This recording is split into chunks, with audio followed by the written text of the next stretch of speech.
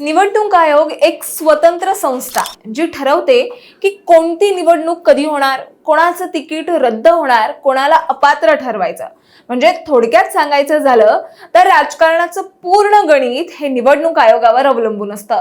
परंतु हेच निवडणूक आयोग जर कोणाच्या दबावाखाली असेल तर लोकशाही संपलीच म्हणून समजा. पण आता प्रश्न असा येतोय की हा निवडणूक आयुक्त नियुक्त कोण करतं? तर उत्तर आहे सरकार.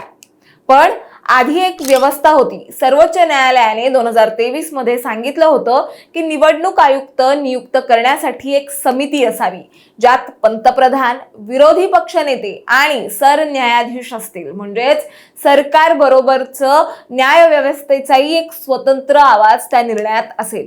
पण सरकारने 2023 मध्येच एक नवीन कायदा आणला आणि त्या समितीतून सरन्यायाधीशांना काढून टाकलं आणि त्यांच्या जागी घेतलं गेलं ते पंतप्रधानांनीच निवडलेला एक कॅबिनेट मंत्री. म्हणजे आता समितीत आहेत पंतप्रधान, त्यांचाच मंत्री आणि विरोधी पक्षनेते.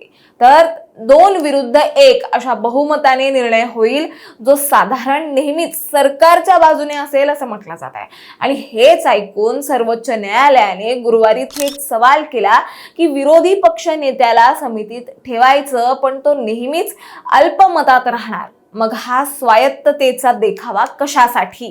आता हे संपूर्ण प्रकरण काय आहे, ज्ञानेश कुमार यांची वादग्रस्त नियुक्ती आणि सर्वोच्च न्यायालयाने नक्की काय आक्षेप घेतलाय, सविस्तर जाणून घेऊयात या व्हिडिओच्या माध्यमातून. दरम्यान चॅनलवर नवे आला असाल तर इकडे खाली दिसत असलेल्या सबस्क्राईब बटनवर लगेच क्लिक करा. तर झालं असं, निवडणूक आयुक्तांच्या नियुक्तीसाठीच्या निवड समितीमध्ये एका कॅबिनेट मंत्र्याचा समावेश करण्यावर सर्वोच्च न्यायालयाने गुरुवारी प्रश्नचिन्ह उपस्थित केले. निर्णय प्रक्रियेत कोणताही मंत्री पंतप्रधानांच्या विरोधात जाऊ शकणार नाही असं निरीक्षण न्यायालयाने नोंदवलंय. त्यामुळे निवडणूक आयुक्त नियुक्ती प्रक्रिया स्वायत्त असल्याचा हा देखावा कशासाठी? कारण विरोधी पक्ष नेत्याला समितीत ठेवलेलं आहे, पण निर्णय नेहमीच सरकारच्या बाजूने 2-1 बहुमताने होणार.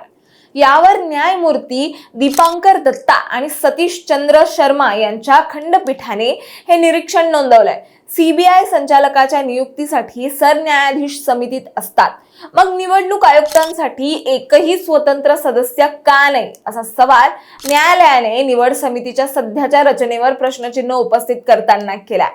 मुख्य निवडणूक आयुक्त आणि निवडणूक आयुक्त यांच्या नियुक्तीशी संबंधित 2023च्या कायद्याच्या वैधतेला आव्हान देणाऱ्या याचिकांवर सर्वोच्च न्यायालयात सुनावणी सुरू आहे. आणि या कायद्यानुसार निवडणूक आयुक्तांच्या निवड समितीमधून सरन्यायाधीशांना वगळण्यात आलं होतं. आणि या समितीत सध्या पंतप्रधान, विरोधी पक्षनेते आणि एका केंद्रीय कॅबिनेट मंत्र्याचा समावेश आहे. आणि या प्रकरणाची सुनावणी करणाऱ्या न्यायमूर्ती दीपांकर दत्ता आणि सतीश चंद्र शर्मा यांच्या खंडपीठाने समितीच्या रचनेवर चिंता व्यक्त केली आहे. मुळात निवडणूक आयोग फक्त स्वायत्त असणं पुरेसं नाहीये, तो आपल्या कामकाजात स्वायत्त असल्याचं दिसलंही पाहिजे. निवड समितीचा 3रा सदस्य एक तटस्थ व्यक्ती असावा, जो योग्य निर्णय घेऊ शकेल. पंतप्रधान, विरोधी पक्षनेते व कॅबिनेट मंत्री यांचा समावेश असलेल्या या समितीमुळे प्रक्रियेवरील नियंत्रण कार्यकारी मंडळाकडे राहतं, असं निरीक्षण न्यायालयाने नोंदवलंय. आणि कॅबिनेट मंत्री पंतप्रधानांच्याच भूमिकेपेक्षा वेगळं मत मांडण्याची शक्यता कमी आहे. त्यामुळे अशा नियुक्त्यांमधील निर्णय प्रभावीपणे 2-1 बहुमताने घेतलं जातं, असं मतही न्यायालयाने यावेळी नोंदवलंय. आता हे प्रकरण नक्की कुठून सुरू झालं ते सांगते. 2023च्या अनुप बरनवाल विरुद्ध भारत सरकार प्रकरणात सर्वोच्च न्यायालयाने अंतरिम व्यवस्था केली होती. पंतप्रधान, विरोधी पक्षनेते आणि सरन्यायाधीश यांच्या समितीने निवडणूक आयुक्त नियुक्त करावेत, जोपर्यंत संसद कायदा करत नाही तोपर्यंत. पण यावर सरकारने काय केलं तर संसदेने 2023चा कायदा पास केला आणि त्यात सरन्यायाधीशांची जागा काढून पंतप्रधानांनी नियुक्त केलेल्या केंद्रीय मंत्र्याला घातला. त्यानंतर समिती बनली, ती म्हणजे पंतप्रधान प्लस एक कॅबिनेट मंत्री प्लस विरोधी पक्षनेते. परंतु या सगळ्यात ज्ञानेश कुमार प्रकरण वादाचं केंद्रबिंदू ठरलं. या नव्या कायद्याच्या अंतर्गत प्रथमच निवड झाली ते ज्ञानेश कुमार यांची मुख्य निवडणूक आयुक्त म्हणून निवड झाली.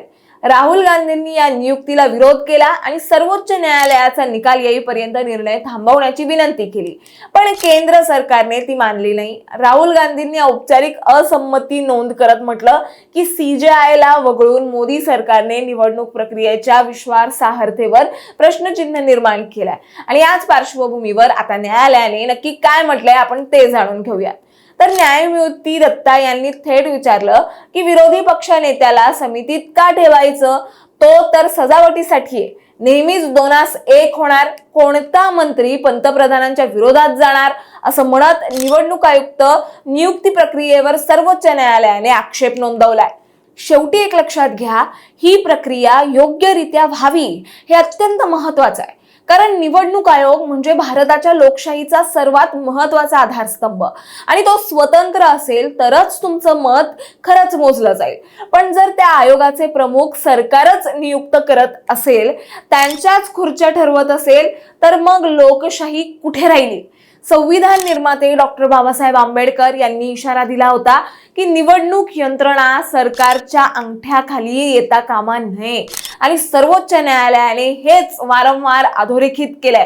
अखेर या प्रकरणावर सर्वोच्च न्यायालयाचा अंतिम निकाल येणार आहे आणि तो निकाल भारताच्या निवडणूक व्यवस्थेचा चेहरा ठरवणार आहे. तुमचं यावर काय मत आहे हे आम्हाला कमेंटमध्ये नक्कीच सांगा आणि अशाच माहितीपूर्वक व्हिडिओ बघण्यासाठी लगेचच सबस्क्राईब करा प्राईम टाइम महाराष्ट्राला.